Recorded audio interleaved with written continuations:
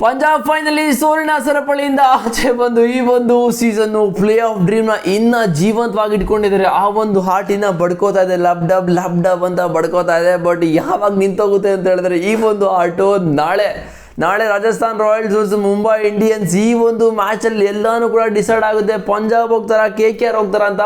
KKR ಅವ್ರಿಗೆ ಇನ್ನೂ still chance ಇದೆ, ಅದು ಸಿನಾರಿಯೋ ಹೇಳ್ತೀನಿ ನಿಮಗೆ. ಬಟ್ ಪಂಜಾಬ್ ಎಂತ ಕಮ್ ಬ್ಯಾಕ್ ಮಾಡಿದ್ದು ಗುರು, ಯಪ್ಪ ಪಂಜಾಬ್ ಟೀಮ್ ಎಲ್ಲಿತ್ತು ಗುರು. ಸ್ಟಾರ್ಟಿಂಗ್ ಸೀಸನಲ್ಲಿ 7 ಮ್ಯಾಚಲ್ಲಿ 6 ಗೆದ್ಬಿಟ್ಟು ಈ ಒಂದು ಸೀಸನಲ್ಲಿ ಟಾಪ್ನ ಫಿನಿಶ್ ಮಾಡ್ತೀವಿ ಅಂತ ಅಂದ್ಕೊಂಡಿದ್ದು ಟೀಮು ಇವಾಗ ಬೇರೆಯವರು ಸೋಲ್ಬೇಕು, ಬೇರೆಯವರು ಗೆಲ್ಲಬೇಕು ಅಂತ ಕ್ಯಾಲ್ಕುಲೇಷನ್ ಮಾಡ್ತಾ ಇದ್ದಾರೆ, ಕ್ಯಾಲ್ಕುಲೇಟರ್ನ ಇಟ್ಕೊಂಡು. ಪಂಜಾಬ್ ಟೀಮು ಅದು ಇವಾಗ ಲಾಸ್ಟಲ್ಲಿ 6 ಗೇಮ್ನ ಸೋತ್ಬಿಟ್ಟು ಇವಾಗ ಲಾಸ್ಟು ಮ್ಯಾಚು LSG ಅಗೇನ್ಸ್ಟು ಅದು ಶ್ರೇಯಸ್ ಅಯ್ಯರ್ ಕಡೆಯಿಂದ ಬ್ಯಾಟಿಂಗಲ್ಲಿ ಎಷ್ಟು ಕ್ರೂಷಿಯಲ್ ರನ್ಸ್ ಬಂದಿದ್ದು, 100 ರನ್. ಅದು ಮೇಡಿನ್ ಈ ಒಂದು IPL ಹಿಸ್ಟ್ರಿಯಲ್ಲಿ 100 ಹೊಡೆದಿರಲಿಲ್ಲ ಶ್ರೇಯಸ್ ಅಯ್ಯರ್, ಇವತ್ತು ಬಂದಿದ್ದು ಅದು ಎಂಥ ಕ್ರೂಷಿಯಲ್ ಇನ್ನಿಂಗ್ಸ್ ಬಂದಿದ್ದು 100 ರನ್ ಅಂತ ಹೇಳಿದ್ರೆ ಅದು ಶ್ರೇಯಸ್ ಅಯ್ಯರ್ ಮುಗ್ದಲ್ಲಂತೂ ಆ ಒಂದು ಎಮೋಷನ್ನು, ಆ ಒಂದು ಖುಷಿ ಯಾವ ಲೆವೆಲ್ಗೆ ಅಂತ ಹೇಳಿದ್ರೆ ಇಲ್ಲಿವರೆಗೂ ಅವ್ರ ಎಮೋಷನ್ನ ಎಕ್ಸ್ಪ್ರೆಸ್ಸೇ ಮಾಡ್ಕೊಂಡಿರಲಿಲ್ಲ. ಕಂಪ್ಲೀಟ್ ಈ ಒಂದು ಸೀಸನಲ್ಲಿ ಎಷ್ಟು ಮ್ಯಾಚ್ ಆಯಿತು, 13 ಮ್ಯಾಚ್ ಆಯಿತು, 13 ಮ್ಯಾಚಲ್ಲೂ ಕೂಡ ಎಕ್ಸ್ಪ್ರೆಸ್ ಮಾಡ್ಕೊಂಡಿರಲಿಲ್ಲ. ಬಟ್ ಇವತ್ತು 100 ರನ್ನ ಹೊಡೆದ್ಬಿಟ್ಟು ಆ ಒಂದು ಯಾವ ಲೆವೆಲ್ಗೆ ಖುಷಿ ಇತ್ತು ಅಂತ ಹೇಳಿದ್ರೆ ಅವ್ರ ಫೇಸಲ್ಲಿ, ಯಾವ ಲೆವೆಲ್ಗೆ ಡೌನ್ಫಾಲ್ ಅಂತ ಹೇಳಿದ್ರೆ ಯಪ್ಪ ಚಾನ್ಸೇ ಇಲ್ಲ ಮಗ. ಲೈಫಲ್ಲಿ ಅಪ್ ಆ್ಯಂಡ್ ಡೌನ್ಸ್ ಇರುತ್ತೆ ಅಂತ ತಿಳ್ಕೊಳ್ಳೋದಕ್ಕೆ ಜಸ್ಟ್ ಈ ಒಂದು ಟೀಮ್ನ ನೆನೆಸ್ಕೊಬಿಟ್ರೆ ಸಾಕಾಗ್ಬಿಡುತ್ತೆ. RCBದು ಓಕೆ ಬಿಡಿ, ಎವ್ರಿ ಸೀಸನ್ ಬರ್ತಾಯಿದ್ರು ಸೋಲ್ತಾಯಿದ್ರು. ಬಟ್ ಈ ಒಂದು ಸೀಸನ್ನು ಪಂಜಾಬ್ ಅವ್ರದ್ದು ಹಿಂಗೆ ಹೋಗ್ಬಿಟ್ಟು ಹಿಂಗೆ ಬಿದ್ದೋಗ್ಬಿಟ್ರು ಅಂತ ಹೇಳಿದ್ರೆ ಇದಂತೂ ಮಿರಾಕಲ್ ಹೇಳ್ತಾ ಇದ್ದೀನಿ. ಆ್ಯಂಡ್ ಪಂಜಾಬ್ ಎಂತ ಕಮ್ ಬ್ಯಾಕ್ ಮಾಡಿದರೆ ಈ ಒಂದು ಸಿನಿಯರ್ ಸಿಂಪಲ್ ಆಗಿ ಅರ್ಥ ಮಾಡಿಸಿ. ನಾಳೆ ಏನಾದರೂ ರಾಜಸ್ಥಾನ್ ರಾಯಲ್ಸ್ ಅವರು ಮುಂಬೈ ಇಂಡಿಯನ್ಸ್ ವಿರುದ್ಧ ಗೆದ್ದುಬಿಟ್ರೆ ಸ್ಟ್ರೈಟ್ ಅವೇ ಈ ಒಂದು ಪ್ಲೇ ಆಫ್ಗೆ ಸ್ಟ್ರೈಟ್ ಅವೇ ಎಂಟ್ರಿ ಕೊಟ್ಬಿಡ್ತಾರೆ, ಬಿಕಾಸ್ ಅವ್ರದ್ದು 16 ಪಾಯಿಂಟ್ ಆಗುತ್ತೆ. ಆ್ಯಂಡ್ KKR ಅವ್ರಿಗೆ ಇನ್ನೂ ಚಾನ್ಸ್ ಇದೆ. ನಾಳಿನ ಮ್ಯಾಚ್ ರಾಜಸ್ಥಾನ್ ರಾಯಲ್ಸ್ ಸೋತ್ಬಿಟ್ರೆ KKR ಅವರು DC ಅಗೇನ್ಸ್ಟು ಫಸ್ಟು KKR ಬ್ಯಾಟಿಂಗ್ನ ತಗೊಂಡು 200 ರನ್ನ ಹೊಡೆದ್ರೆ ಅವರು KKR ಅವ್ರನ್ನ DC ಅವ್ರನ್ನ 123 ರನ್ಗೆ ಆಲ್ ಔಟ್ ಮಾಡಬೇಕು. ಸೊ 123 ರನ್ಗೆ ಆಲ್ ಔಟ್ ಮಾಡಿಬಿಟ್ಟು ಮಿನಿಮಮ್ ಇವರು 77 ರನ್ಸಿಂದ ಗೆಲ್ಲಬೇಕು. ಇದು ಫಸ್ಟ್ ಬ್ಯಾಟಿಂಗ್ ತಗೊಂಡ್ರೆ scenario.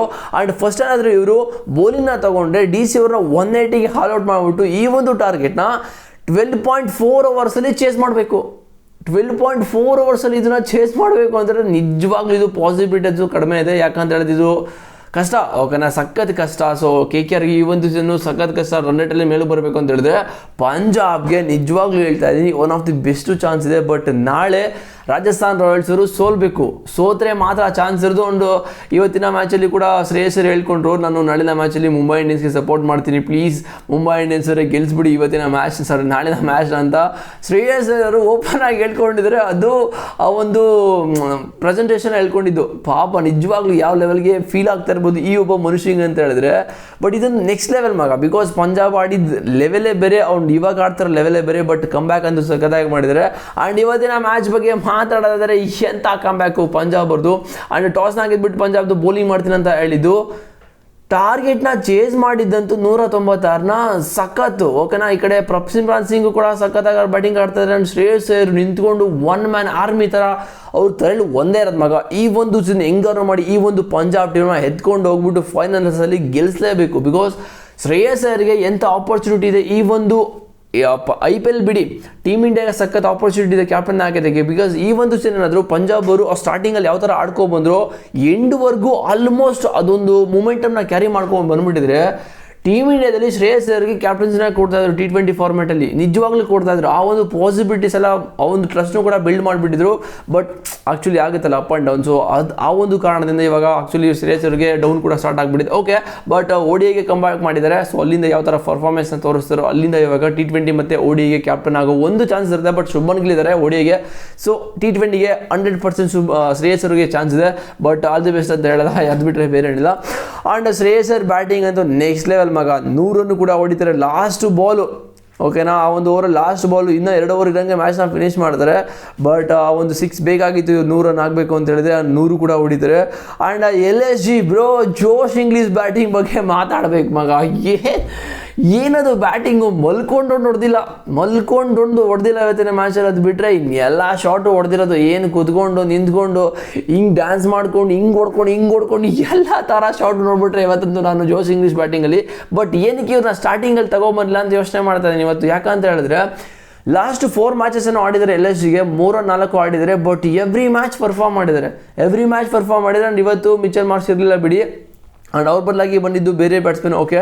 But Nicholas Pooran, Ayush Badoni ಸಖತ್ ಕಮ್ಬ್ಯಾಕ್ ಇವತ್ತು. 18 ಬಾಲ್ 43 ರನ್ ಹೊಡೆದಿದ್ದು. ಆ್ಯಂಡ್ ರಿಷಬ್ ಪಂತ್ 23 ಬಾಲಲ್ಲಿ 26.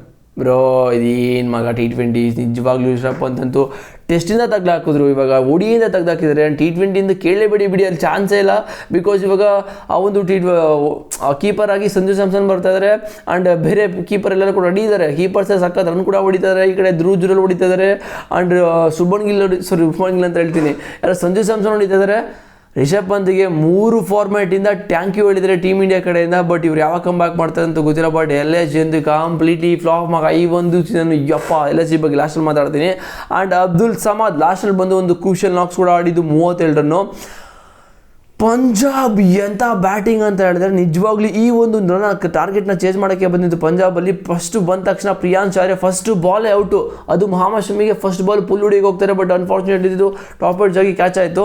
Next Prabhsimran Singh and Cooper Connolly okay ಒಂದು ಡಿಸೆಂಟಾಗಿ ಇನ್ನಿಂಗ್ಸ್ನ ಒಂದು ಕ್ಯಾರಿನ ಮಾಡಿದ್ರು ಪ್ರಭ್ಸಿಮ್ರಾನ್ ಸಿಂಗ್ ಜೊತೆ.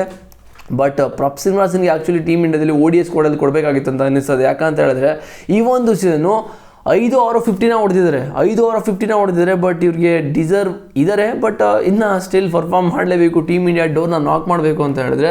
ಆ್ಯಂಡ್ ಶ್ರೇಯಸ್ ಅಯ್ಯರ್ ಎಂಥ ಚೇಸ್ ಮಾಡಿದ್ದು ಮಗ, ನಿಜವಾಗ್ಲೂ 100 ರನ್ನು, ಅದು ಮೇಡ್ ಇನ್ 100 ಇವತ್ತಿನ ಮ್ಯಾಚಲ್ಲೇ ಬಂದಿದೆ ಅಂತ ಹೇಳಿದ್ರೆ ಸಖತ್ ಅಂತಲೇ ಹೇಳ್ತೀನಿ. ಬಟ್ ಸಚಿನ್ ತೆಂಡೂಲ್ಕರ್ ಮಗ ಅರ್ಜುನ್ ತೆಂಡೂಲ್ಕರ್ ಅವ್ರಿಗೆ 1 ವಿಕೆಟ್ನ ತಗೊಂಡು ಫೈನಲಿ ಎಲ್ ಎಸ್ ಜಿ ಅವರಿಗೆ ಇವತ್ತಿನ ಮ್ಯಾಚಲ್ಲಿ ಚಾನ್ಸ್ನ ಕೊಟ್ಟರು Punjab against. But unfortunately Rishabh Pant ಒಂದು ಕ್ಯಾಚ್ನ ಬಿಟ್ಟಿದ್ದು.